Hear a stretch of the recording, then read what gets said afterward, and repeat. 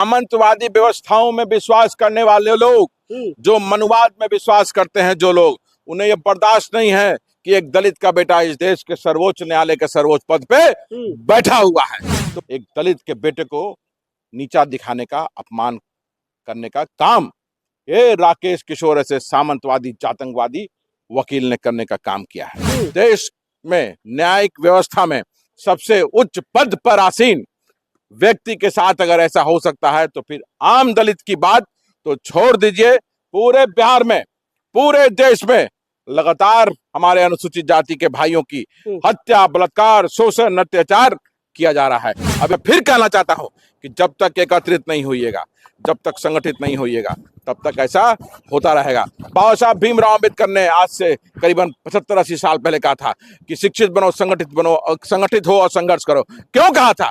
इसलिए कहा था कि वो दूरदर्शी थे और वो जानते थे कि एक वो समय आया कि जब आप पे आक्रमण किया जाएगा, जो संवैधानिक अधिकार दिया जा रहा है उसको छीना जाएगा, उसकी हत्या की जाएगी। इसलिए उन्होंने कहा था कि शिक्षित बनो, संगठित हो और संघर्ष करो। तो वो समय आ गया है कि उनके विचारों को आत्मसात करके, संगठित होकर के संघर्ष करने की पूरे देश के दलितों को, बहुजनों को जरूरत है। लेकिन बाबा दोस्तों, अभी हमारी मौजूदगी कांग्रेस कार्यालय में और हमारे साथ देख सकते हैं कि कांग्रेस के फायर ब्रांड नेता आदित्य पासवान जी, जिस प्रकार से बी.आर. गवई साहब पर हमला किया गया जूते से, उसी पे बातचीत करने के लिए हमारे साथ मौजूद है। कैसे हैं सर? बहुत बढ़िया, बहुत बढ़िया। बी.आर. गवई साहब पे जिस प्रकार से हमला किया गया, क्या कैसे देखते हैं उस मुद्दा को? देखिए, ये पूरे देश में ये सदियों से ये प्रताड़ना, शोषण, अत्याचार दलित समाज पे होता आ रहा है जी। और बी.आर. गवई बुद्धिस्ट, अंबेडकरवादी, दलित का बेटा देश के सर्वोच्च न्यायालय के सर्वोच्च पद पे बैठे हुए आसीन हैं और उनका इस तरह का अपमान कोर्ट परिसर में, रूम में, ये बताता है कि ये मानसिकता जो दलितों के प्रति है आज भी कितनी निचले स्तर पे है और शोषण और अत्याचार करके एक दलित के बेटे को नीचा दिखाने का, अपमान करने का काम ये राकेश किशोर ऐसे सामंतवादी आतंकवादी वकील ने करने का काम किया है। और इस सरकार ने ऐसे व्यक्ति को गिरफ्तार नहीं करके ये दिखा दिया कि ये मनुवाद का समर्थन करती है। सरकार ने दिखा दिया, आदरणीय प्रधानमंत्री नरेंद्र मोदी जी ने दिखा दिया कि वो जातिवादी व्यवस्था में आज भी विश्वास करते हैं और जो दबाया जा रहा है हमारे दलित भाई को, अनुसूचित जाति जनजाति के भाइयों को, उसका वो समर्थन करते हैं। नहीं तो इस राकेश किशोर वकील को गिरफ्तार करके नॉन बेलेबल सेक्शन में इसे अंदर किया था। देश में न्यायिक व्यवस्था में सबसे उच्च पद पर आसीन व्यक्ति के साथ अगर ऐसा हो सकता है तो फिर आम दलित की बात तो छोड़ दीजिए, पूरे बिहार में, पूरे देश में लगातार हमारे अनुसूचित जाति के भाइयों की हत्या, बलात्कार, शोषण, अत्याचार किया जा रहा है। अभी ताजा घटना देखिए किस तरह से रायबरेली में हुआ, हमारे दलित भाई की हत्या करके उसे पेशाब पिलाया गया। ये क्या 21वीं सदी में मंगलयान और चंद्रयान के समय की ये घटना क्या बताती है कि आज भी देश में जातिवाद चरम सीमा पे है। अरे मुजफ्फरपुर में हमारे 15 वर्षीय बच्ची का 5 सहनी समाज के लोगों ने सामूहिक दुष्कर्म किया। यह बताता है कि आज भी हीन भावना से दलित समाज को देखा जाता है और हमारी महिलाओं, बहनों, बेटियों, बहुओं का इज्जत सम्मान नहीं है। तो ये जब तक रहेगा तब तक हम संगठित और एकत्रित नहीं होंगे, ऐसा होते रहेगा। ये सदियों से चला आ रहा है। लेकिन गवई साहब पे हमला का मुख्य कारण क्या हो सकता है? उसके पीछे का रीजन क्या है? भाई ये बर्दाश्त नहीं है लोगों को ना। क्या बर्दाश्त नहीं है? सामंतवादी व्यवस्थाओं में विश्वास करने वाले लोग, जो मनुवाद में विश्वास करते हैं जो लोग, उन्हें ये बर्दाश्त नहीं है कि एक दलित का बेटा इस देश के सर्वोच्च न्यायालय के सर्वोच्च पद पे बैठा हुआ है। तो वो उनका पच ही नहीं रहा है कि ऐसा कैसे हो गया। लेकिन आपके छाती पर बैठ के हम राज करेंगे, वो समय आ गया है। बहुजन का समय आ रहा है। हल्ला करने जितना करना है करते रहो, शोषण अत्याचार करने का कोशिश करना है जितना करना है करते रहो। तुम जितना अत्याचार करोगे उतनी मजबूती से हम संघर्ष करके तुम्हारी छाती पर राज सत्ता अपनी बनाएंगे हम। लेकिन गवई साहब भी तो उनको माफ कर दिए। तो अभी तक गवाही साहब इसका जवाब देंगे, माफी तो लेकिन नहीं देना चाहिए था।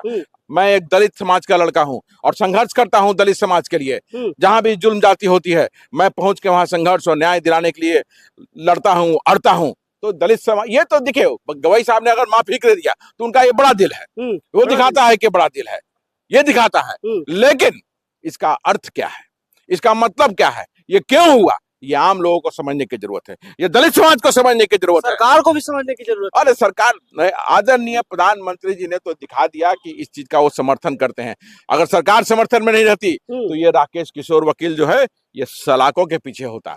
सरकार समर्थन में है इसलिए राकेश किशोर जो है बयान दे रहा है अपने घर में बैठ करके। तो इसे पूरे देश में जूते का माला पहनाना चाहिए। पूरे देश के बहुजनों दलितों से मैं कहना चाहता हूं कि जहां भी ये दिखे या इसके समर्थन करने वाले लोग जहां दिखे उनको आप जूते का माला पहनाइए, इसके मुंह पे बहुत बड़ी बात बोल रहे हैं, इस पे कालिक पोतिए। बड़ी बात क्या बोल रहे हैं आप?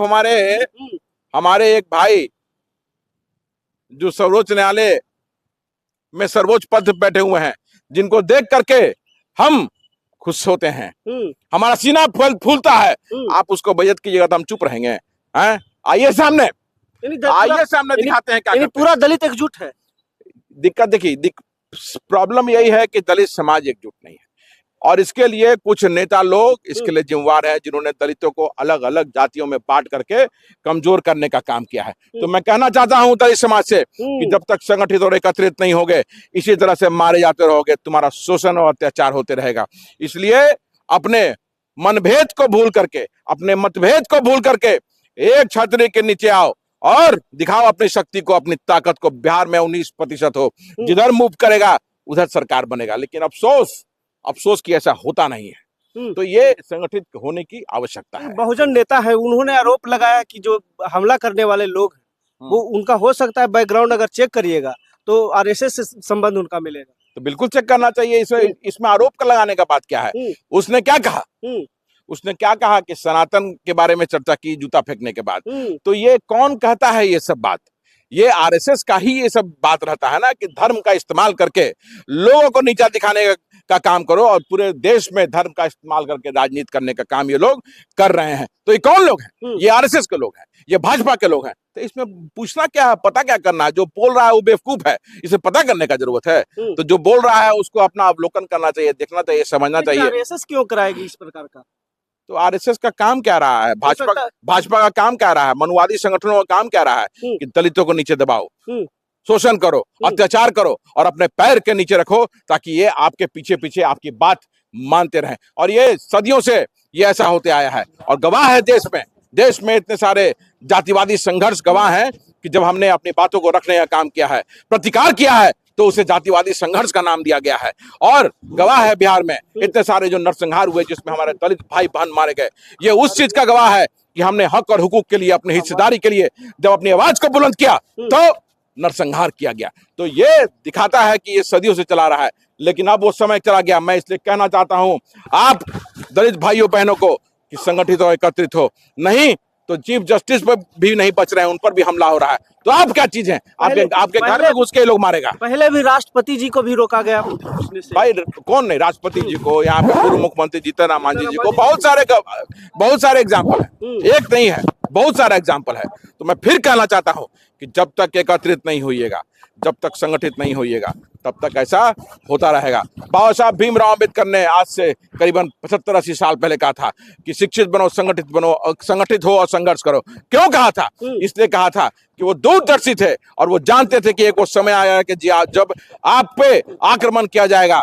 जो संवैधानिक अधिकार दिया जा रहा है उसको छीना जाएगा, उसकी हत्या की जाएगी। तो इसलिए उन्होंने कहा था कि शिक्षित बनो, संगठित हो और संघर्ष करो। तो वो समय आ गया है कि उनके विचारों को आत्मसात करके, संगठित होकर के संघर्ष करने की पूरे देश के दलितों को, बहुजनों को जरूरत है। लेकिन बाबा साहब ने ये भी कहे थे कि 21वीं सदी हमारी हो, तो क्या लग रहा है कि 21वीं सदी आप लोग की होगी, अम्बेडकरवादियों की होगी? बिल्कुल होगी। अगर हम अलग रहेंगे तो नहीं होगी, अगर साथ रहेंगे, एकत्रित और संगठित रहेंगे तो कल हमारा होगा राज सत्ता। हम में से कोई एक निकल करके वो सत्ता के शीर्ष पे पहुंचेगा, लेकिन उसके लिए संगठित होना पड़ेगा। तो साफ तौर पर सुनने का काम कि हमारे साथ आदित्य पासवान जी थे, कांग्रेस के नेता है, अक्सर समाज के मुद्दा पर प्रखर रूप से बोलते रहते और समाज को न्याय दिलाने का काम करते। पूरी बातचीत पर आपकी क्या प्रतिक्रिया? अपना प्रतिक्रिया हमारे साथ साझा जरूर करें। फिर मिलते हैं वीडियो में अगले खबरों के साथ। तब तक धन्यवाद।